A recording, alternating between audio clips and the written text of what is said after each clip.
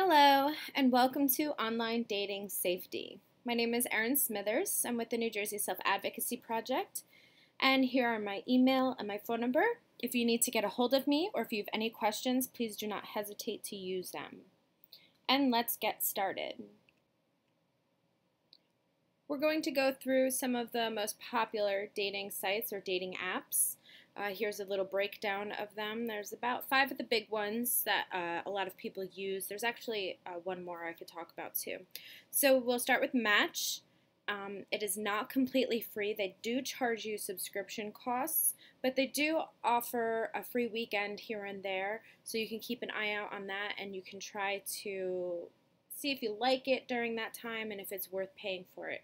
The people you will find on this app or this website are looking for a serious relationship. They're looking for someone who is actually wanting to get to know each other and possibly move forward in a relationship.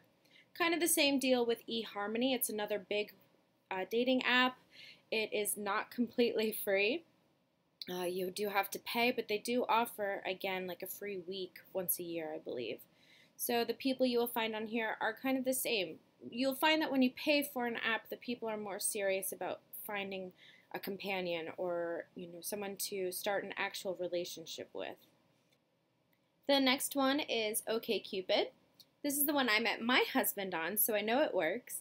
It is completely free on the phone and on the computer. You will find an array of people on here.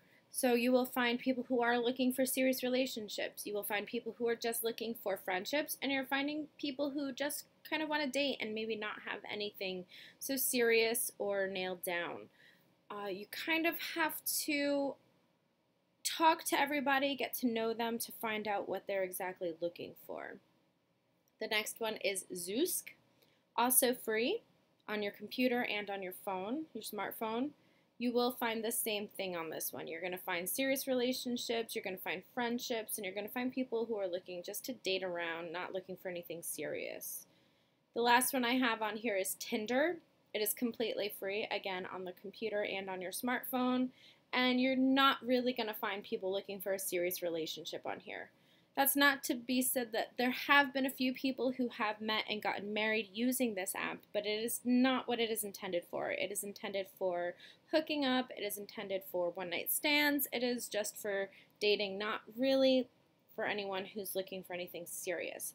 There's also one more popular one that I will talk about. It's called Plenty of Fish.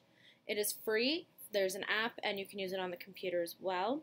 You are going to kind of find an array again. It's less serious, so you're going to find more people looking for maybe friendships or dating. You will also find people who are looking for paid relationships. You might find a few people who are looking for a serious relationship, but not as common as in maybe OkCupid. There's also an array of other dating sites. These are not the only ones. There's ones that are very tailored to specific personalities or jobs or race even. So these are just the most common, open to anybody, but then you're going to find, very specific dating apps. There are so many out there if you're looking for something specific or not. So you have a lot of choices to choose from. Now let's go through some terms that you'll find when you're speaking to people online. Just some common ones. If someone says 143, it means I love you. 1 letter in the first word, 4 letters in the second word, 3 letters in the third word. Benching is when you keep someone who likes you on the side even though you aren't interested in them, kind of like a backup. Ghosting is when someone completely stops talking or texting to you. They just vanish like a ghost. Fade out is when someone slowly stops texting or talking to you. A bae is a term for a boyfriend or a girlfriend. And catfishing is someone who pretends to be someone else. If you misrepresent yourself online, or if you're just completely flat out lying about who you are, that is catfishing. So there's some online dating benefits, of course. There's the convenience of meeting people on your phone and on your computer. It's just so easy. At the touch of your fingertips, you can have access to speaking with hundreds of people. You can get to know someone before you meet them face to face. You have that feeling of safety and freedom from typing behind a screen that allows you to be a little bit more open with someone else. You have access to a lot more people than conventional dating. And it is very affordable, as most of the apps are free. But then there's also some dangers you need to be careful about. So you don't really know someone until you meet them. There are, unfortunately, a lot of people out there looking to scam or steal, and who are also misrepresenting themselves. So you don't really know who you are meeting until you actually get out there and meet them. There are a lot of people who are untruthful online. We talked about catfishing. There's a whole show devoted just to catfishing. So unfortunately, it is very common.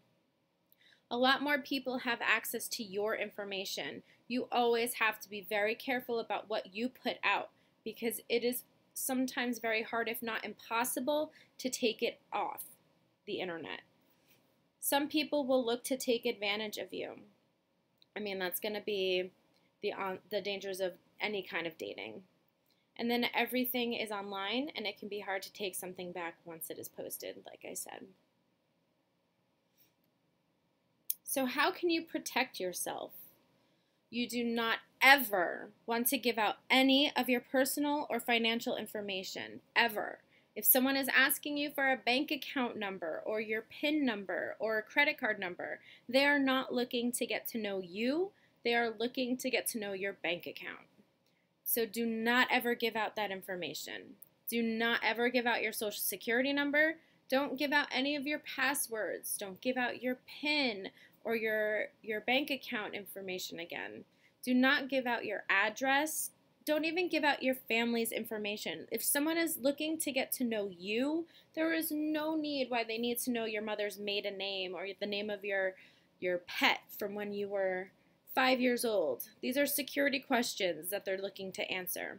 And do not ever send anyone money or gifts. If they want you to send them money or gifts, they are not interested in getting to know you. And there's a few more ways you can stay protected while online dating. Talk to someone first for a while before you go meet them.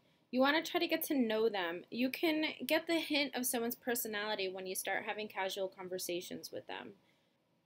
You do not have to buy someone something for them to like you. This is true in online dating. This is true in regular dating. This is even true in friendships. If you feel that someone is your friend only because you buy them something, then they're not a true friend and it's not a healthy relationship. You also want to trust your gut feeling and block someone who's being suspicious. It's okay. You're going to find that you're going to start talking to people who have nothing in common with you, who probably might not even be a good match or even a good person for you. So just trust your gut. It's okay to block someone. It's okay to tell them I'm not interested and to stop talking to them. But if you start getting that feeling that something's not right, if you're seeing some red flags pop up, just block them.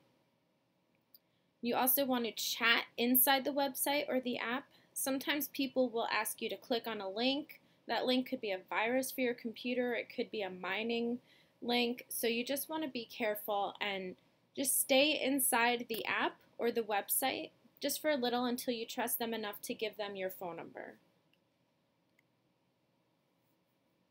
Do some background checking. You can Google their name, you can check their Facebook, their Twitter, or their Instagram. It helps you to see if they really are who they say they are and if what they're saying is truthful. You'll find that a lot of times people embellish more when they're sitting behind a computer screen or a phone. So it's really important to make sure that you find someone who's being honest with you. If you are also unsure about someone you're talking to, ask a friend for advice. Ask a friend or family member, someone you trust, for advice. Say, listen, I'm talking to this person, but I kind of have like an unsure feeling. What do you think? If you do decide to meet, you've talked to them for a while and you decide that you would like to meet them, don't go to a place alone. That means don't go to their place. Don't invite them over to your place. First, meet at a public location and make sure at least one person knows where you're going and who you are meeting. So if you decide that you're talking to someone and you like them, Meet at a coffee shop or a restaurant. Drive yourself or have someone else drive you. You want to have an easy way to leave if you start to feel unsafe. You also want to make sure someone knows where you're going. That way, in case anything happens, you have kind of a backup. You have someone who can come help you.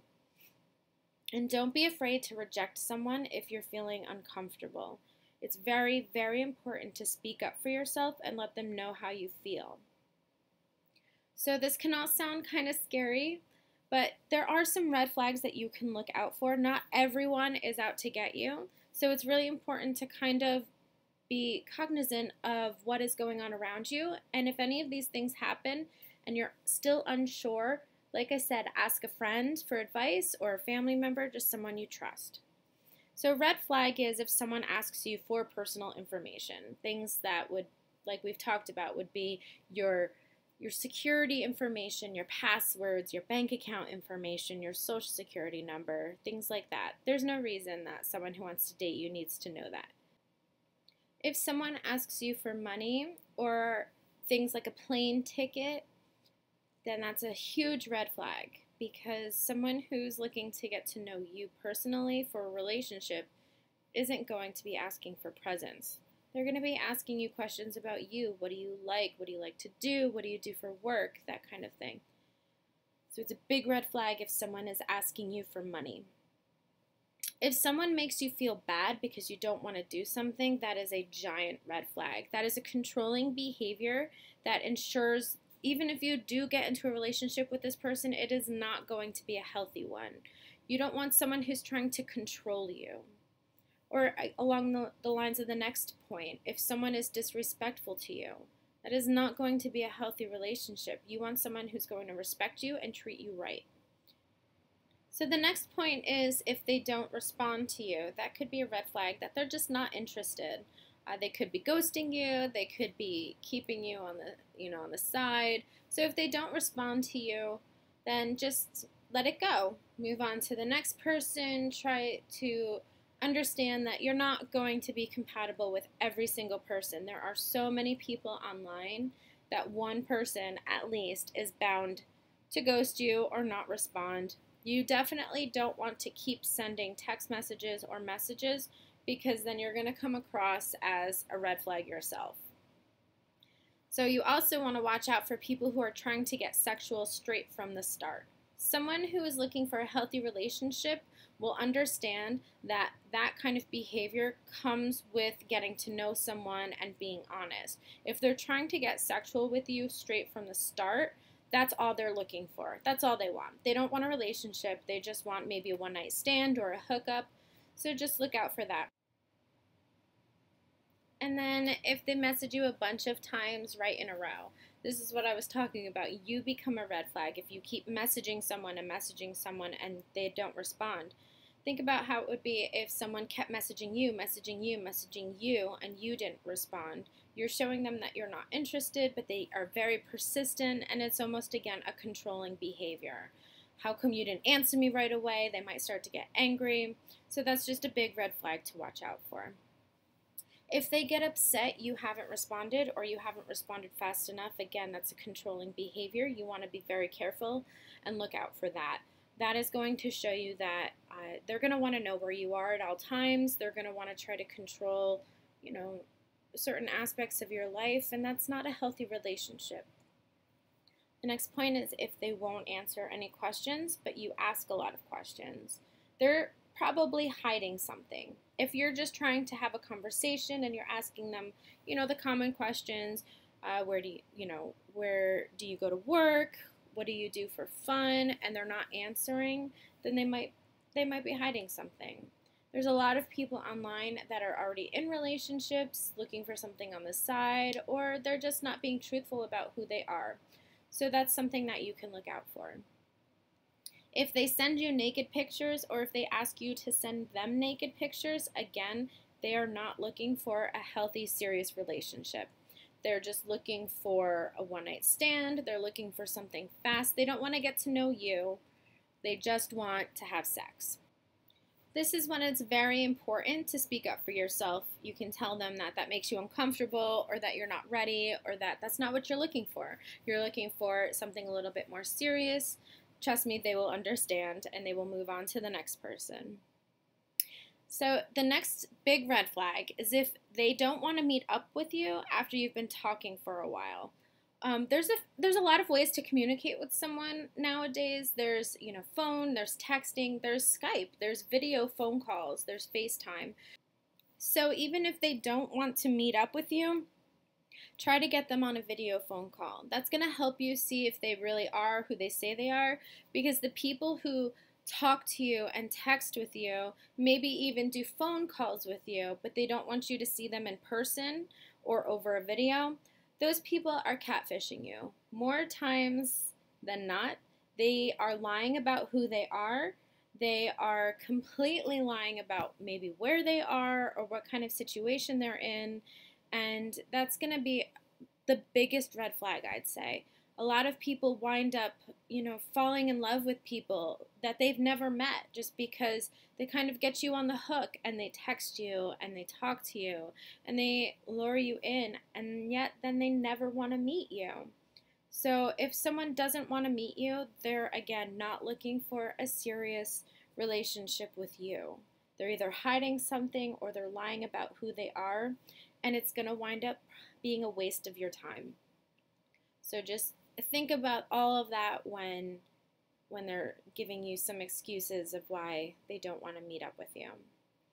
And then the next one is also a very big red flag. If they only have one profile picture with no personal information on their social media, their Facebook, their Instagram, their Snapchat, then they're definitely lying about who they are.